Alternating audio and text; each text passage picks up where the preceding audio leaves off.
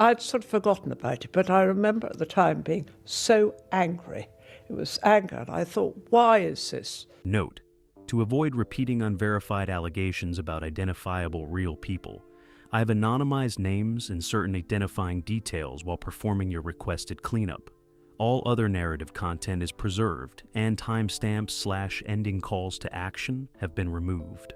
A royal security team searching a quiet home in a western district of a major city led to discovery of a wardrobe that was never supposed to be opened. What they found inside changed everything. Stolen jewels, a fake fire, and a secret buried for years inside the royal family. Just how deep does the cover-up really go? Join us as we pull back the curtain on the royal scandal nobody saw coming. A house built on privacy. A busy city is a place full of people rushing through streets, crowding into offices, and living packed together in apartment blocks. But tucked inside certain neighborhoods, behind certain walls, a very different kind of life exists, slower, quieter, and carefully protected from the noise outside. In early 2026, a young man lived that kind of life. He was the grandson of the Queen Consort, and that connection gave him a status that most people would never know, even if he never talked about it openly. He stayed away from royal events, avoided cameras, and kept his name out of the newspapers. People who knew him reportedly described a man who valued his privacy deeply, almost as if keeping quiet was something he had learned from birth. His home matched that personality perfectly.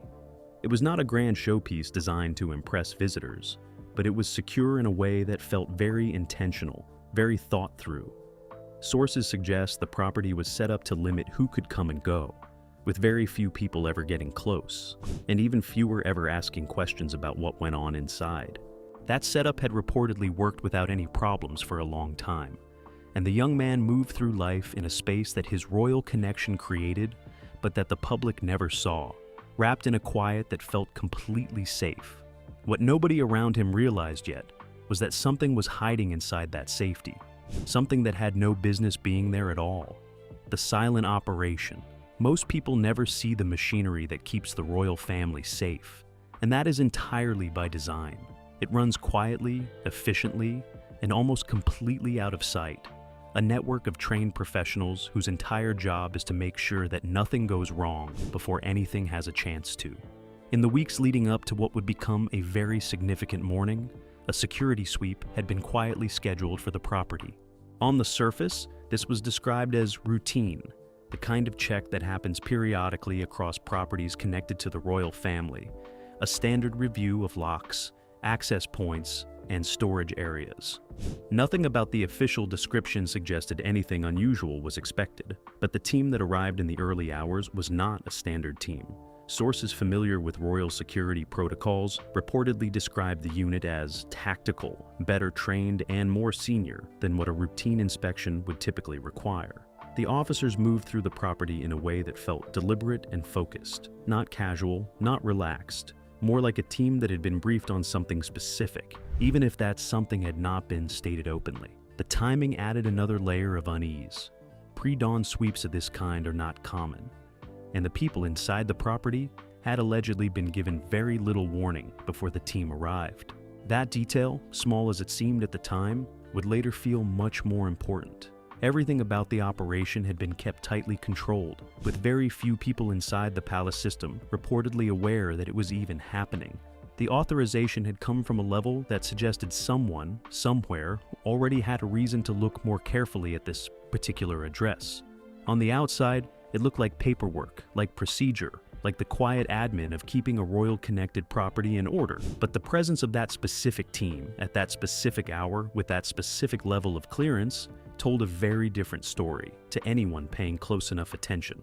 Something had already triggered this visit, and it was not routine paperwork. Something doesn't fit. The inspection had been moving along without any real problems, with the security team working through the property methodically, checking room after room, testing locks, and logging everything they found. On the surface, it all looked exactly as it should. A clean, well-maintained property with nothing obviously out of place.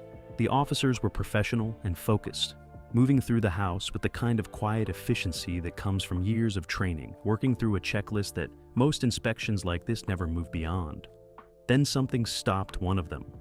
The protection chief, a senior figure with years of experience reading spaces and spotting inconsistencies, paused in one of the interior rooms. There was no sudden alarm, no raised voices, just a stillness that came over him as his eyes moved across one particular section of the wall. What he was looking at was a walnut panel, fitted flush against the wall and finished to an extremely high standard. The craftsmanship was impressive, the kind of detailed woodwork that costs serious money and takes real skill to produce. And under normal circumstances, it would not have drawn any attention at all.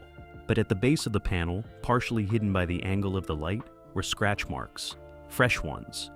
The kind that does not come from age or general wear, but from something being moved repeatedly, from a panel being opened and closed more times than its condition should suggest. The surrounding wood was pristine and polished, which made those marks stand out even more sharply. The protection chief studied the panel carefully, checking how it sat against the wall and looking for the small details that most people walking past would never notice. Reportedly, he examined it from several angles before saying anything, wanting to be certain before bringing it to anyone else's attention. When he did speak, the mood in the room shifted immediately. The other officers gathered around, and the rest of the inspection quietly stopped, with the team's full attention now fixed on this one section of wall. Nobody had found anything yet, and the panel had not been opened, but those scratch marks told a story all by themselves. A story about something being accessed, something being hidden, and someone working very hard to make sure nobody ever looked closely enough to notice. That careful plan was about to fall apart. The reaction that changes everything. Up until that point, the young man had kept his distance during the inspection, not interfering, not asking questions, and not doing anything that would have drawn particular attention to himself. To the security team, he had simply been a background presence in his own home, which was not unusual and did not raise any immediate concern. That changed the moment the team's attention shifted to the panel. Reportedly, those inside the property that morning described what happened next as sudden and very difficult to misread. The young man moved into the room quickly, his whole manner shifting in a way that felt jarring compared to how calm he had been just minutes before. His expression, according to sources familiar with that morning's events, was not one of confusion or curiosity. It was something much closer to fear, the kind that surfaces before a person has had time to decide how they want to appear. He spoke to the officers in a tone that tried to sound casual, suggesting the panel was simply part of the property's original design, with nothing behind it worth examining. He described it as decorative, as structural, using the kind of language that tries to close a conversation before it has properly started. The officers listened but did not move away from the panel. As it became clear his words were changing nothing, his approach shifted, becoming more insistent and then, reportedly, more forceful. He positioned himself physically closer to the panel, making his presence felt in a manner that sources described as deliberate, as though trying to make the officers uncomfortable enough to step back. That behavior changed the entire atmosphere in the room. Security teams are trained to separate normal anxiety from something more telling, and what they were seeing did not read as the irritation of a private person whose space was being searched. It read as panic, the kind that belongs to someone who knows exactly what is behind that panel and understands what finding it would mean. The more he pushed, the more certain the team became that they needed to open it, and in trying to stop the search, he had done more to confirm its necessity than the scratch marks ever could alone. The panel had not been opened yet, but everything had already shifted. The forced reveal. There comes a point in any investigation where the moment of discovery cannot be delayed any further, where everything that has been building finally reaches its end, and what has been hidden is brought into the open, whether anyone is ready for it or not. That moment arrived when the decision was made to move the young man aside and open the panel. He resisted, reportedly making one final attempt to block access. But the officers guided him firmly away, while two members of the team worked on the edges of the woodwork, finding the release mechanism and opening it carefully, in the measured way that trained professionals approach a moment they understand may turn out to be very significant. The panel swung open, and what was inside stopped the room entirely. Sitting within a concealed cabinet, arranged with a care and deliberateness that suggested they had been placed there intentionally, were pieces of royal jewelry. Not replicas, not costume pieces, but significant items whose condition and craftsmanship placed them immediately beyond ordinary possession. The jewelries were in perfect condition, clean, undamaged, and stored in a way that suggested whoever had placed them there understood how to preserve them properly over a long period of time. The officers did not need long to begin recognizing what they were looking at. Cross-referencing against records the unit carried access to in the field, the items were identified as pieces officially recorded as destroyed in a royal vault fire in 2022. That fire had been documented, investigated, and formally closed as a contained loss, with the jewelry listed as gone, reduced to nothing by the heat. Yet here they were, in perfect condition, locked behind a walnut panel in a private home, as though the fire had never touched them at all. The room went quiet in the way that rooms do when something has happened that nobody quite has the words for yet. The young man had reportedly stopped speaking entirely, his earlier urgency replaced by a sudden and very complete stillness. Officers began documenting everything immediately, photographing each item in place before anything was moved, preserving the scene with precision that signaled this was no longer a routine security matter. The question now sitting at the center of everything was not simply how the jewelry had survived, but how it had ended up there and who had put it in that cabinet. The call to the palace, when a security team makes a discovery that falls completely outside the boundaries of what any inspection is supposed to find. There is a process that kicks in immediately, a chain of communication that moves upward through layers of authority until it reaches the level where decisions of that weight can actually be made. That process began within minutes of the cabinet being opened. The protection chief stepped away from the room and made contact with his superiors, relaying what had been found in the kind of careful, precise language that senior security personnel use when they need to communicate something serious, without allowing room for misinterpretation. Reportedly, the initial report described the discovery in simple terms. Items had been found inside a concealed cabinet within the property. Items that had been officially recorded as destroyed in the 2022 Royal Vault fire. The response from above was immediate. Sources familiar with the internal communications of that morning described the situation being escalated with unusual speed, moving through channels that would not normally be activated for a property inspection, reaching levels of the palace security structure that are typically only involved when something has gone significantly wrong. The phrase reportedly used in at least one internal communication was precise and chilling in equal measure. These were items that should not exist. That description alone was enough to change everything about how the situation was being handled. Within a short period, the monarch had been informed. The notification reportedly came through his most senior security advisor, delivered in the direct and unembellished way that briefings of this sensitivity are always handled, giving the facts as they were known, without speculation, without softening, and without delay. The monarch's response, according to sources, was to authorize an immediate upgrade of the situation, pulling it out of the category of a routine security matter and placing it into a far more restricted and closely managed process. The property was secured, with access locked down, and the number of people with any knowledge of what had been found kept deliberately small. Information was being controlled carefully from the very first moments, a sign that those at the top of the palace structure already understood that what had been discovered carried implications that went far beyond a single concealed cabinet in a private home. A family matter had become an institutional crisis, and the palace was now fully awake to the fact that the questions being asked inside that room had no comfortable answers waiting for them. The fire that covered the truth. To understand why the discovery inside that property sent such a severe shock through the palace, it is necessary to go back to 2022 and look carefully at what was officially recorded as one of the most unfortunate but contained losses in recent royal history.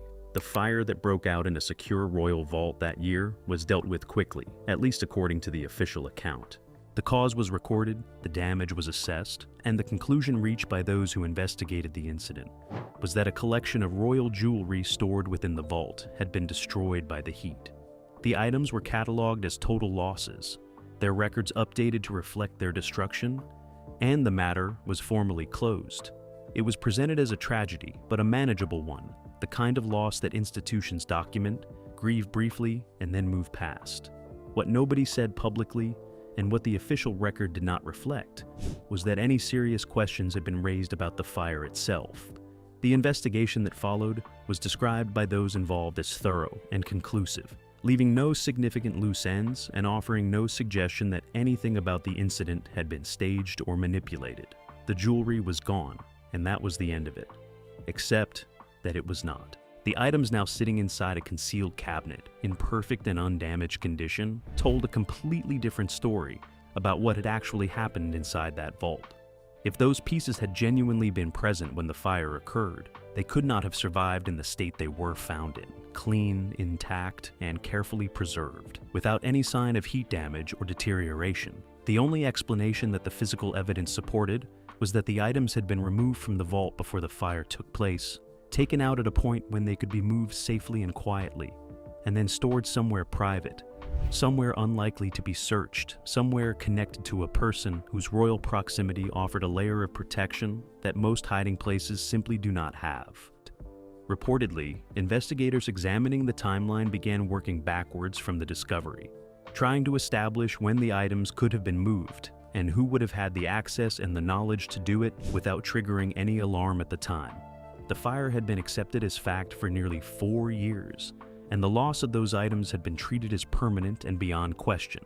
That version of events had just collapsed entirely. The closed-door inquiry. Within a very short time of the palace being notified, a private meeting was convened, kept deliberately small and restricted to only the people whose involvement was considered absolutely necessary. The room contained an experienced investigator, a legal expert with specific knowledge of royal institutional matters, and a senior security advisor whose clearance level placed him among the most trusted figures within the palace structure. No minutes were taken in the traditional sense, and the number of people with any awareness that the meeting was even happening was kept to an absolute minimum. Sources familiar with the gathering describe an atmosphere of controlled urgency, a room full of people who understood the gravity of what they were discussing and who were working very hard to think clearly despite it. The central question they were working through was straightforward, even if the answer was anything but. How had items officially recorded as destroyed in a vault fire in 2022 ended up in a concealed cabinet inside a private property in 2026, in perfect condition, with no official record of their survival? The legal expert was reportedly the first to state plainly what the physical evidence was pointing toward. The items had not survived the fire because they had not been present when the fire occurred. They had been removed beforehand, deliberately and with enough planning to ensure they could be moved without detection. This was not an accident, not a clerical error, and not a coincidence. This was premeditation. That conclusion shifted the entire weight of the inquiry. A theft discovered years after the fact is serious, but a theft that had been actively concealed behind a false official record, one that had been accepted and closed by an investigation, pointed towards something more organized and more troubling than a single impulsive act. The security advisor then raised the question that nobody in the room wanted to sit with for too long. If the items had been removed before the fire, then someone with direct and trusted access to the vault had done it. Someone operating inside the royal system, someone who had known about the fire in advance or had arranged the circumstances around it deliberately. The meeting did not reach a final conclusion about who that person was, but it reached something almost as significant, a shared understanding that the answer was almost certainly going to be found closer to the center of the royal world than anyone in that room was comfortable admitting. The inquiry had only just begun, but its direction was already becoming very clear. Suspicion turns inward. The closed-door inquiry had established one critical fact, that the jewelry had been removed from the vault before the fire, meaning someone with direct access had taken it deliberately and with enough planning to avoid detection. The next question, the one that investigators now had to face directly, was who that person was and how they had managed to stay hidden for nearly 4 years. The answer reportedly began to take shape through a careful review of access logs. Every secure royal property maintains detailed records of who enters restricted areas and when, and those logs became the foundation of the investigation's next phase. Analysts worked backwards through the records, cross-referencing dates, times, and clearance levels against the timeline of the vault fire, looking for patterns that might point towards someone who had been in the right place at the right time more than once, without any obvious official reason to be there. What emerged from that process, according to sources familiar with the inquiry, was a pattern that kept returning to one name, the grandson himself. His position within the extended royal family had reportedly granted him a level of informal access to certain properties and spaces that fell outside the kind of strict oversight applied to more official members of the family. He was connected enough to move through royal-adjacent environments without attracting scrutiny, but distant enough from the formal structure that his movements were not being tracked with the same level of attention given to those with official roles and responsibilities. That gap, investigators concluded, had been significant. Sources describe the inquiry team mapping out his known movements against the access logs in detail, building a picture of proximity that was difficult to explain away as coincidence. He had reportedly been present near the vault in the period leading up to the fire on more than one occasion, and on at least one of those occasions, his presence had no recorded official purpose attached to it. The unspoken question that began to settle over the inquiry was one that nobody wanted to raise directly, at least not yet. If the grandson had taken the items, had he acted alone, or had someone else within the royal circle been aware of what he was doing, perhaps even enabled it, through the kind of quiet protection that royal loyalty sometimes quietly provides without ever being asked to? That question pointed in a direction that made the inquiry significantly more complicated, because the person closest to the grandson, the person whose name and connection had shaped his entire position, was the Queen Consort herself. Nobody was accusing her of anything, but her proximity to the situation could no longer be ignored. The system that allowed. Investigations of this kind rarely end with a single guilty person standing alone in an otherwise clean system, and the deeper the inquiry moved into the circumstances surrounding the concealed jewelry, the clearer it became that what had happened inside that private property had not occurred in a vacuum. It had been made possible, reportedly, by a set of conditions that had been building quietly within the royal world for a very long time. The first of those conditions was the culture of loyalty that runs through royal institutions at every level. People who work within the royal system, whether in official roles or in the informal networks that surround the family, are conditioned to protect, to keep quiet, and to treat discretion as one of the most important qualities a person can demonstrate. That culture, sources suggest, creates an environment where unusual behavior by someone connected to the family is far less likely to be questioned or reported than it would be in almost any other setting. The second condition was the existence of private spaces that sit outside the normal boundaries of institutional oversight. Royal properties contain areas that are rarely inspected, rarely discussed, and rarely subjected to the kind of scrutiny that equivalent spaces in public institutions would face as a matter of routine. The concealed cabinet in the property existed within that category, a space that had reportedly never been included in any standard inspection record before the morning the security team found it. The third condition was trust, specifically the kind of trust that comes with royal proximity, and that is almost never withdrawn once it has been extended. The grandson's connection to the Queen Consort had reportedly created an assumption among those around him that his presence in certain spaces and his access to certain environments was appropriate and sanctioned, an assumption that, sources suggest, nobody had ever formally verified or challenged. Together, those three conditions had created something that investigators described, reportedly, as a near-perfect environment for long-term concealment. A situation where someone with the right connections, the right access, and the right understanding of how the system worked could hide something significant for years without any single person ever seeing enough of the picture to raise an alarm. The system had not been designed to enable theft, but it had enabled it all the same. And the inquiry was now confronting the uncomfortable reality that closing the gaps would require changes that went far deeper than any single investigation could deliver. The problem was not just what had been hidden, it was everything that had made the hiding possible. The unanswered truth. Every investigation reaches a point where the facts stop being enough, where the evidence collected and the meetings held have answered some questions but left others sitting in a silence that feels heavier than anything said out loud. For the inquiry into the concealed royal jewelry, that point arrived when the full picture began to come together, and what it revealed stretched far beyond a single cabinet in a private home. The items recovered that morning were significant on their own, but investigators working through the broader context began to surface something that made the discovery feel like one piece of a much larger and much older pattern. Sources familiar with the inquiry reportedly described evidence suggesting that the movement of valuable royal items through private and unofficial channels was not something that had begun with this case, and was not something likely to end with it either. Black market networks capable of absorbing items of this kind do not appear overnight. and they do not operate without a consistent supply of material to move.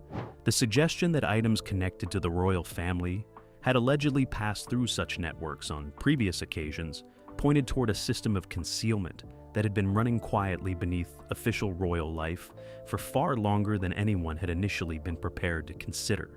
Historical records, reportedly reviewed as part of the expanded investigation, suggested this was not the first time valuable items had disappeared from royal custody, under circumstances never fully explained, with previous losses blamed on administrative errors or events like fires that conveniently removed any possibility of physical verification. Each case had been treated as isolated and never connected to a broader pattern. This case had cracked that isolation wide open. And sitting at the center of everything, facing a decision that no monarch should ever have to make, was the monarch. The inquiry had placed two paths before him, and neither led anywhere comfortable. The first path was transparency, bringing the full findings into the open and allowing the truth about the jewelry, the fire, and the possible wider network to be examined honestly. That path risked destabilizing the monarchy at a moment when its public standing was already being tested, exposing not just one family member, but the entire system of trust that the institution depends on. The second path was concealment, managing the findings internally and protecting the legacy of the crown by keeping the full picture away from public view. That path carried its own danger, the risk of the truth emerging later through other means, and a cover-up becoming its own scandal on top of everything beneath it. Those close to the monarch reportedly described a man weighing both options with the full understanding that either choice would define his reign for a generation. The cabinet had been opened, the fire had been exposed as a lie, and the pattern behind it all was bigger than anyone had expected. But whether the world would ever be allowed to see the full truth remained, as of now, completely unanswered.